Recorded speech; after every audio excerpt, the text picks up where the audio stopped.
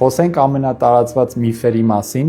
ատամնային իմպլանտացիայի վերաբերյալ։ Առաջին ամենամեծ միֆը դա ցավի մասին է։ Ատամի հեռացումը հաճախ շատ ավելի բարդ եւ ցավոտ գործընթաց է, քան ատամնային իմպլանտատի տեղադրումը։ Այն կատարվում է տեղային անզգայացմամբ եւ պրակտիկորեն անցավ։ Երկրորդը չսերտաճման մասին է։ Ատամնային իմպլանտները պատրաստվում են մաքուր տիտանից, որը դեռևս 1940-ականներից կիրառվում է վիրաբուժական տարբեր ոլորտներում եւ լիովին բիոհամատեղելի է։ Իմպլանտացիան նախատեսված է միայն երիտասարդների համար։ Ամբողջ աշխարհում այն լայնորեն կիրառվում է տարբեր տարիքային խմբերի համար։ Ավելին,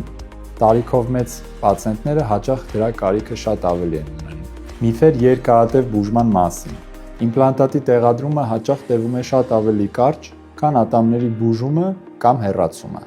Ներկայիս իմպլանտացիոն համակարգերը թույլ են տալիս ընդամենը 2-ից 4 ամսում տեղադրել վերջնական կոնստրուկցիան։ Իսկ մինչ այդ կարող է օգտագործվել ժամանակավոր շապիկներ, որոնք էսթետիկայով համարյա չեն տարբերվում վերջնական կոնստրուկցիայից։